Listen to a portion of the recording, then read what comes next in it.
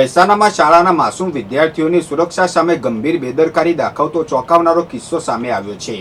ટ્રાફિકના નિયમોને નેવે મૂકીને શાળાના બાળકોને નિયમ વિરુદ્ધ કોમર્શિયલ લોડિંગ વાહનમાં બેસાડીને જોખમી મુસાફરી કરાવવામાં આવી હતી. પ્રાપ્ત માહિતી અનુસાર લોડિંગ વાહનમાં ક્ષમતા કરતાં પણ વધુ બાળકોને ઘેટા બકરાની જેમ ભરી દેવામાં આવ્યા હતા, જેના દ્રશ્યો સામે આવતા જ વાલીઓ અને સ્થાનિક લોકોમાં ભારે રોષ જોવા મળી રહ્યો છે. માસૂમ બાળકોના જીવનને આ રીતે ખુલ્લેઆમ જોખમમાં મૂકવામાં આવતા અનેક ગંભીર સવાલો ઊભા થયા છે. આ પ્રકારની જોખમી મુસાફરી દરમિયાન જો કોઈ અપ્રિય ઘટના કે અકસ્માત સર્જાય તો તેની જવાબદારી કોની રહેશે? કોના આદેશથી અને કયા કારણોસર બાળકોને આવા વાહનમાં લઈ જવામાં આવ્યા તે દિશામાં નિષ્પક્ષ તપાસ થવી અત્યંત જરૂરી બની ગઈ છે. હાલમાં આ મામલે ટ્રાફિકના નિયમોનો ખુલ્લેઆમ ભંગ કરનાર વાહન ચાલક તેમજ શાળા પ્રશાસન કે જવાબદાર વ્યક્તિઓ સામે તંત્ર દ્વારા કડકમાં કડક કાનૂની કાર્યવાહી કરવામાં આવે તેવી જોરદાર માંગ ઉઠી રહી છે. પાટણ તાલુકાના ભૂતિયાવાસના ગામે તળાવ નજીક અજગર મળી આવતા ગ્રામજનોમાં ફફડાટ વ્યાપી ગયો હતો. સ્થાનિકોએ તરત જ આ અંગે વન વિભાગને જાણ કરતા ફોરેસ્ટર ભરતભાઈએ અબોલ જીવ સેવા ટ્રસ્ટની ટીમને જાણ કરી હતી, જેના પગલે રાજુભાઈ રાવળ અને તેમની રેસ્ક્યુ ટીમે ઘટના સ્થળે પહોંચી ભારે જહેમત બાદ અજગરને સુરક્ષિત રીતે પકડી પાડ્યો હતો. ત્યારબાદ અજગરને વન વિભાગના રેસ્ક્યુ સેન્ટર ખાતે ખસેડી બાલારામના જંગલમાં મુક્ત કરવામાં આવ્યો હતો. વન વિભાગ અને રેસ્ક્યુ ટીમની સમયસરની કામગીરીથી ગ્રામજનોએ રાહતનો શ્વાસ લીધો હતો. પાટણ નગરપાલિકાની સામાન્ય સભા પ્રમુખના અધ્યક્ષ સ્થાને યોજાઈ હતી, જેમાં એજન્ડા પરના કુલ 35 કામો મંજૂર કરવામાં આવ્યા હતા.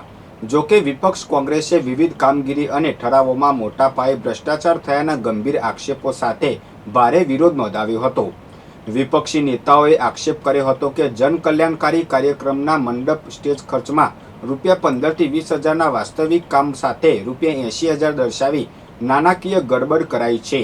આ ઉપરાંત ટેન્ડર પ્રક્રિયાના કામો ઉતાવળે પસાર કરવા, મેન પાવરના કામમાં ઊંચા ભાવ મંજૂર કરવા તેમજ પાલિકામાં ટેકનિકલ સ્ટાફ હોવા છતાં વાહનો બહાર રિપેર કરાવી મોટા બિલ બનાવવાનો વિપક્ષી કોર્પોરેટર દીપક પટેલે વિરોધ કર્યો હતો.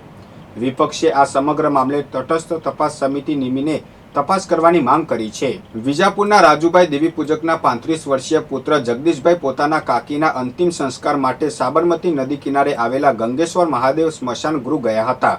અંતિમ ક્રિયા બાદ નદીમાં નાહવા પડેલા ભત્રીજાને ડૂબતો બચાવવા જતા જગદીશભાઈ પોતે ઊંડા પાણીમાં ગરકાવ થઈ ગયા હતા.